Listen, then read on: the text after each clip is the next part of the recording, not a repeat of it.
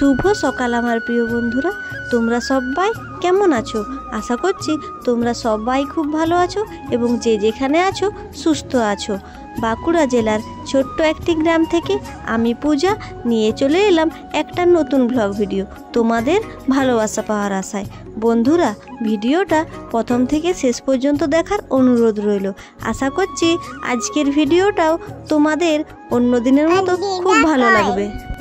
তোমাদের ভালোবাসা পেয়ে প্রতিদিন আমি নতুন নতুন ভিডিও নিয়ে আসি, আর তোমরা না দেখলে হয়, তাই স্কিপ না করে প্রথম থেকে শেষ পর্যন্ত দেখতে থাকো। আর এই ভিডিওতে আমি সারাদিনে কি করি সেটাই তোমাদের সাথে শেয়ার করছি। তো সকালে ঘুম থেকে উঠেই মেয়েকে আগে খাবার খাইয়ে দিয়েছি, তারপর মেয়েকে খাবার খাওয়ানোর পর মাড়ুলি দিলাম, ঝাড় দিলাম, তারপরে যে রাতের বাসি বাসনগুলো ছিল সেগুলো মাজতে চলে এলাম। তো দেখো, আমি যেইখানটায় বাসন মাজতাম না সেখানটার কেমন খারাপ অবস্থা। তোমরা তো জানোই যে আমি 20-22 দিনের মতো ছিলাম নি, বাপের বাড়িতে গিয়েছিলাম মেলায়। তারপর সেখানে অনেক সমস্যার জন্য এতদিন থাকা হয়েছিল। তারপর যখন বাড়ি ফিরে এসে দেখলাম, মানে আগের দিনের ভিডিওটাতে তোমরা দেখেছো যে বাড়ি ঘরের কি অবস্থা হয়েছিল, তেমন এই যেখানটাতে বাসন ধুই এখানটাতেও কেমন ঝোড় হয়ে গেছে দেখো। তারপর ঝোড়টা খানিকটা কেটে দিয়েই বাসনগুলো মাজতে শুরু করে দিলাম। এগুলো সব রাতের বাসি বাসন, এখন আমি ধুতে শুরু করে দিচ্ছি। আর এখন আমি সংসারের কিছু কাজকর্ম করতে করতে আমার বন্ধুদের অনেক কমেন্টের রিপ্লাই বাকি রয়ে গেছে, আমি সেই কমেন্টের রিপ্লাইগুলো দিয়ে ফেলি। প্রথম কমেন্টটি হলো সুমিত্রা ব্লগ থেকে দিদিভাই বলেছে যে আমি মিউজিকগুলো কোথা থেকে নিই। মিউজিক বলতে আমি ব্লগে যেই মিউজিকগুলো ব্যবহার করে, দিদিভাই নিশ্চয়ই সেই মিউজিকগুলোর কথাই বলেছো। তো দিদিভাই, আমি এই মিউজিকগুলো না ইউটিউব থেকে ডাউনলোড করি। ইউটিউবেতে গিয়ে তুমি নো কপিরাইট ভিলেজ মিউজিক বলে সার্চ করবে, পেয়ে যাবে। অনেক রকমের ওখানে মিউজিক থাকবে, সব নো কপিরাইট। আর আমার পাশে থাকার জন্য, আমাকে কমেন্ট করার জন্য তোমাকে অনেক অনেক ধন্যবাদ। এভাবেই আমার পাশে থাকবে, আর আমিও তোমার পাশে আছি। আর কোনো সাহায্যের প্রয়োজন হলে ভিডিওর মাধ্যমে কমেন্ট করবে, আমি যতটা সম্ভব ভিডিওর মাধ্যমে তোমাকেও সাহায্য করব। ভালো থেকো আর আমার ভালোবাসা নিও। আমি না রাতের বাসি বাসন না সব দিন রাত্রে ধুই না। যেদিন দেখি যে সকাল সকাল খাওয়া হয়ে গেছে সেদিন কি করে রাত্রেই ধুয়ে নিই সময় থাকলে। আর বাকি সব দিনগুলো বেশিরভাগ দিন আমরা সকালেই বাসন ধুই। দেখো, এখানে আমি বাসনগুলো আগে ধুয়ে নিলাম, তারপরে ঘরের পরিষ্কার জল দিয়ে একটুকু বাসনগুলো মেজে নেব। তারপর এখন বেজে গেল প্রায় 7:30টার মতো। মেয়েকে নিয়ে ভাবলাম স্কুল যাব, মামা বাড়িতে ছিল অনেক দিন, স্কুল যাওয়া হয়নি, পড়াশোনাও তেমন হয়নি, আর কথা বলতে শিখে গেছে বলো, তাহলে ওকে আর ঘরে রেখে কি করব। প্রতিদিন একটু সময় করে আমি নিয়ে চলে যাই স্কুলে, আইসিডি স্কুলে। যতটুকু পড়লো, পড়ার থেকে বদমাশিটাই বেশি করে, কিন্তু আমার মেয়ে একটু কথাও শুনে, জানো তো। আর তারপরে সেখান থেকে এসেই তোমার দাদাভাই দেখছি একটা নতুন ঘর করছে। কিসের ঘর বলো তো?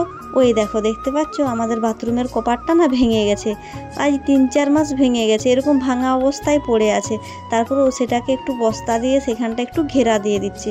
তারপর দেখো, বাড়িতে কেউ নাই, একা থাকি, সে কারণে না পুকুর যেতে পারিনি পুচকুর মেয়ের জন্য, জানো তো। আর তোমাদের দাদাভাই তো আর সবসময় ঘরেতে থাকেনি বলো, তাহলে একটু দূরে একটা কল আছে, সেখান থেকে কিছু জল এনে আমি না পুচকির আর আমার একটা দুটো জামা কাপড় আমি এখানেই কেচে নিই। কী করবে বলো, ও তো আমাকে ছাড়বে না। ওকে কোলে নিয়ে এক হাতে জল বালতি আর ওকে কোলে নিয়ে জল নিয়ে আসি, কিংবা আমার একটা বোন আছে তার কাছে একটু দিয়ে আসি কোনো দিন। সব দিন তো থাকতে চাইনি। তো দেখো, এখানে আমার আর আমার মেয়েরই কিছু জামা কাপড় আছে, সেগুলো আমি একটু কেচে নিচ্ছি।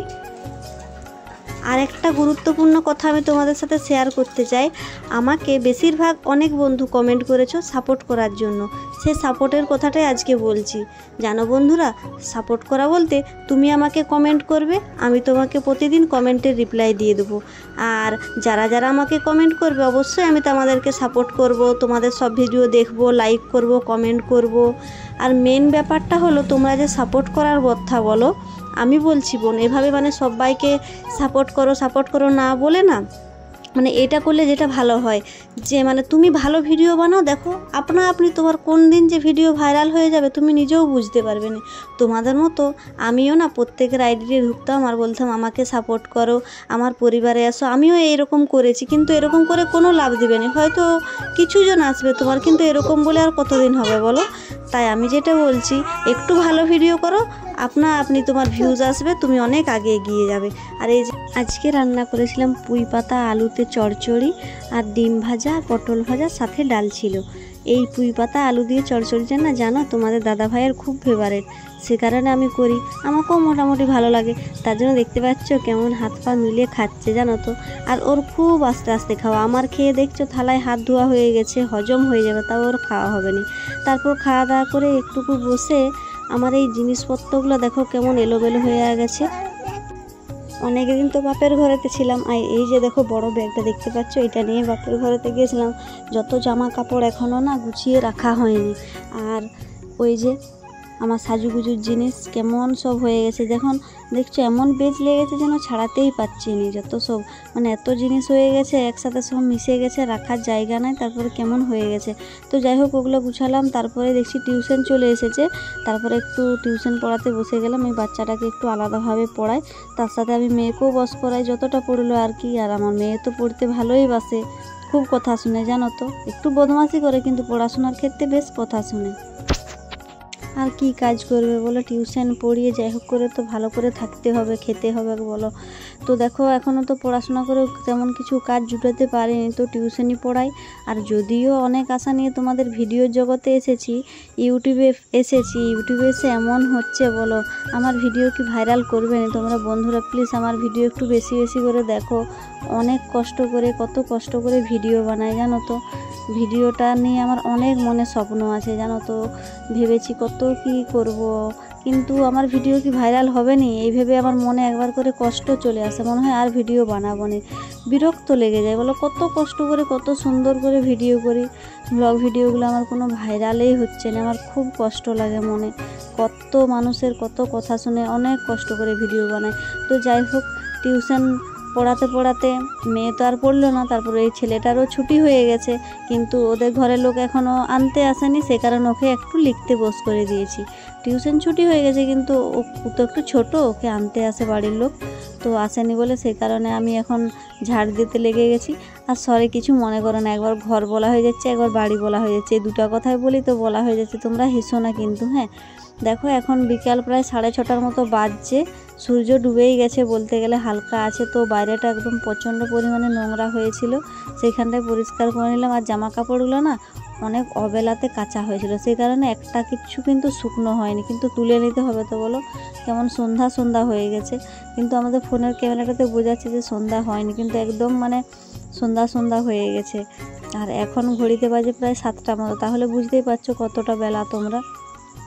তারপর জামা কাপড় মিলতে মিলতে গ্রামের একজন দিদি পেরিয়ে যাচ্ছিলো, ডাকলাম একটু, তারপরে গল্প করে নিলাম। এই দিদিরা তো ভ্রু প্লাগ করে, আমি বললাম চলে আসবে, এখন আমি ফ্রিতে ভ্রু প্লাগ করে দিচ্ছি। আর একটা কথা, আমার পাশাপাশি যারা বন্ধু আছো, আমি জানি আমাদের গ্রামের অনেক মেয়েরা আমার ভিডিও দেখো, অনেকেই আমার ভিডিও দেখো, আমি সব জানি।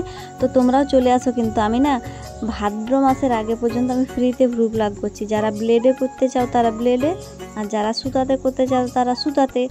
আর একটা কথা বন্ধুরা, আমি কিন্তু কোণে সাজাতে যাই, অনেক কম খরচের মধ্যে ভালো করে কোণে সাজিয়ে দিই। কারো যদি প্রয়োজন পড়ে আমার সাথে যোগাযোগ করবে, কিংবা ফোন করবে যাদের কাছে ফোন নাম্বার আছে। আর যাদের কাছে ফোন নম্বর নেই তারা তোমরা ইউটিউবে তো কমেন্ট করবে, আমি তোমাদের কমেন্টের অবশ্যই রিপ্লাই দেবো। আর কোণে সাজাতে যাই, আর যদি ভালো লাগে পাশে থেকো। আর দেখো এখন না প্রায় 7:30 মতো বেজে গেছে, আর এখন আমি যাব জল আনতে। তোমাদের না জলের কলটা তো একদিনও দেখানো হয়নি, কি জানো তো অনেকটা দূর, তো তাহলে আর কে ফোন ক্যামেরা নিয়ে যাবে বলো। পুচকি আর পুচকির বাবা গেছে দুধ আনতে, আর আমি এখানে জল নিয়ে চলে এলাম। সন্ধ্যা টন্ধ্যা এখন দেখানো হয়ে গেছে। তারপরে এই যে বললাম দেখো বাপের ঘরেতে গিয়েছিলাম, জামা কাপড়গুলো কেমন হয়ে আছে, ঘরটা কেমন নোংরা হয়ে আছে। আগের ভিডিওতে তো সারাদিন ধরে শুধু মানে ঘরের ঝুল ঝেড়েছি, পরিষ্কার করেছি, লাতা টাতা দিয়েছি, কিন্তু নিজের জামা কাপড়গুলো গুছিয়ে আর আলমারিতে রাখা হয়নি। তো এখন আমি কি করছি, জামা প্যান্টগুলো সব গুছিয়ে যেগুলো আলমারিতে রাখার সেগুলো সেখানে রাখছি, আর যেগুলো যেখানে রাখার সেগুলো সেখানে, আর যেগুলো কাচতে হবে সেগুলো অন্য জায়গায়। দেখো কেমন এলোমেলো হয়ে আছে। আর জানো তো আলমারিটা একদম ছোট্ট, শোকেসটা খুব ছোট। তো এটা আমার বিয়ের সময় দিয়েছিল, আর এগুলো সব বিয়ের সময় দিয়েছে। আমার আর আমার বোনেরটা একদিনই বিয়ে হয়েছে, তো সে কারণে না ঘরের লোক যেমন পেরেছে তেমনই দিয়েছে, কারণ যা দিয়েছে দুজনকে সমান দিয়েছে। তো তো এভাবে আর খুব দামি দামি দিতে পারেনি। তো আলমারিটাতে আর জামা কাপড় ধরায়নি, জানো তো, এত জামা কাপড় হয়ে গেছে। শুধু ওখানে আমার আর আমার মেয়েরই আছে, বরেরও ধরায়নি। আর আমার অনেক জিনিস বাইরে আছে। দেখছো শোকেসটার উপরটা কেমন নোংরা হয়ে গেছে। তো এখন প্রায় 8টা মতো বাজছে। এগুলো সব আমি একটু জল দিয়ে পরিষ্কার করে নেবো, কারণ অনেকটাই নোংরা হয়ে গেছে, সব দিন সময় পাইনি। এখন একটু জল আর একটু সার্ফ দিয়ে এগুলো আমি পরিষ্কার করে নিচ্ছি। আর যারা আমার ভিডিওটা প্রথম থেকে শেষ পর্যন্ত দেখলে তাদের সবাইকে অনেক অনেক ধন্যবাদ গো আমার পাশে থাকার জন্য। এভাবেই তোমরা আমার পাশে থাকবে। আর আমার ভিডিও ভালো লেগে থাকলে কমেন্ট করবে। কমেন্ট পড়তে আমার খুব ভালো লাগে। আর আমি তো প্রতিটা ভিডিওতে তোমাদের কমেন্টে রিপ্লাই দিয়ে দিই। আজকের ভিডিওটা এই পর্যন্ত।